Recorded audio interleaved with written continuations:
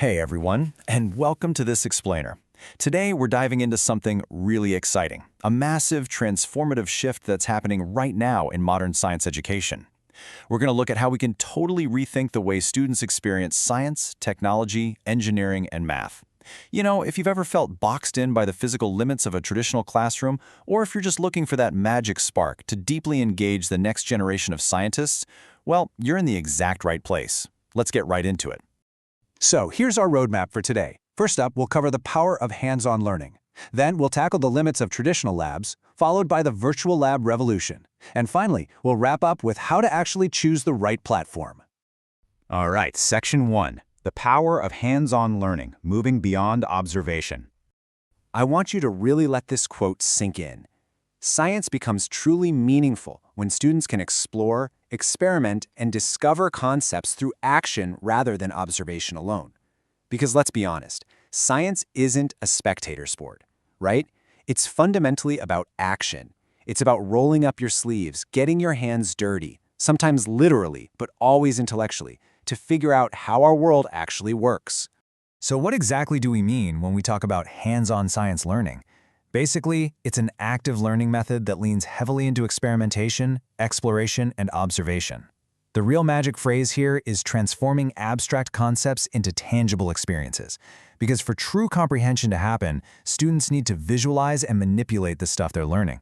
I mean, reading about a chemical reaction in a textbook is one thing, but carefully mixing the compounds and watching it fizz and change colors right in front of you, that's where true understanding really clicks. The benefits of getting active like this are absolutely huge. It drastically boosts student engagement and helps them actually remember what they learned. Plus, it amps up creativity and critical thinking.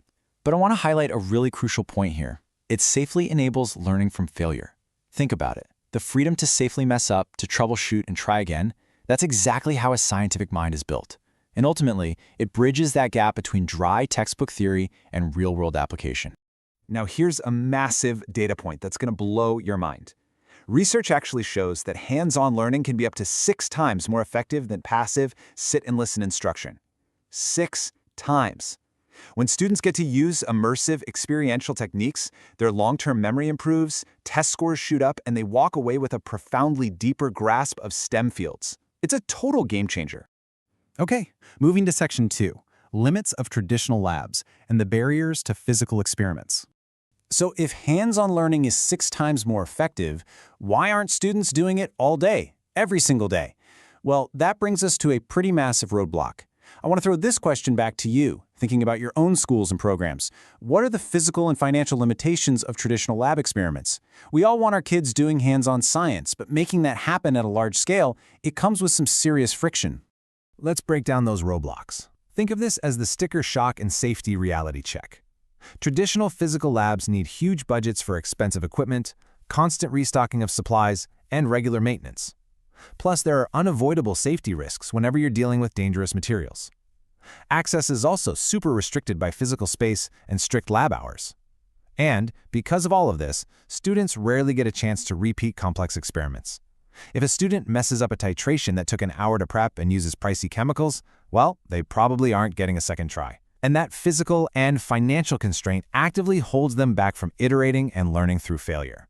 Which brings us to Section 3, the virtual lab revolution, breaking down the physical walls of STEM. So, we have this incredible learning method, but it's trapped inside a box that's too expensive and just won't scale. Enter our ultimate solution. We are literally breaking down the physical walls of STEM and bringing the laboratories straight into the digital age. Just look at the comparison. We're moving from traditional labs that are costly, restricted, hazardous, and limited, over to virtual labs that are highly cost-effective, accessible 24/7 from basically anywhere, entirely risk-free, and infinitely scalable. You could have 5 students or 500 running complex thermodynamic simulations at the exact same time, and you wouldn't need to buy a single new piece of physical hardware. To put this into perspective, let's look at a real-world pioneer in this space, PraxiLabs. They are a leading digital platform providing immersive, interactive virtual labs, and these accurately simulate real laboratories across chemistry, physics, and biology. We aren't talking about just watching a video of an experiment here. This is a fully interactive, 3D digital environment that the students actually control. Let's see why this is basically an educator's dream toolkit. A platform like PraxiLabs gives you incredibly accurate simulations without needing a single square foot of physical space. But listen, the real kicker is that it easily integrates with Learning Management Systems, or LMS. That is massive for educators because it just plugs right into the digital setup a school is already using, saving a ton of time.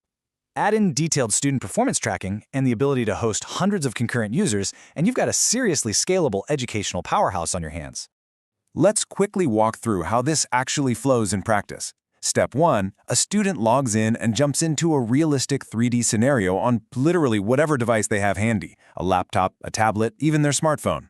Step 2, they run interactive, totally risk-free experiments. Honestly, if they mix the wrong chemicals, the virtual lab might just safely simulate a little explosion. They learn a valuable lesson, but nobody loses an eyebrow. Step 3, teachers can easily track progress through automated multimedia reports. And Step 4, thanks to all that great data, gaps in a student's knowledge are spotted instantly so you can help them improve right away. Moving to our final section, Section 4, Choosing the Right Platform, a Buyer's Guide for Educational Institutions. Okay, let's get practical.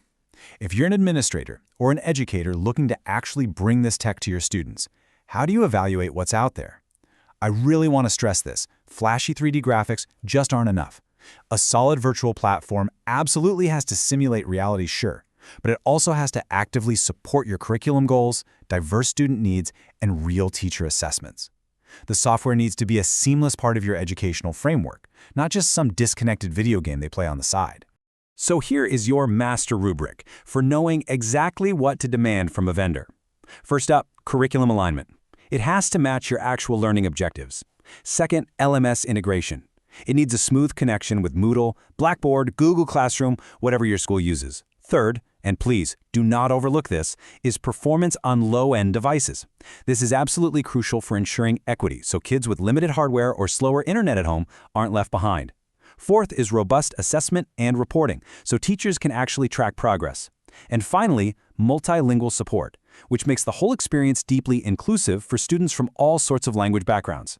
If you're designing curriculum, definitely use these exact criteria when shopping around.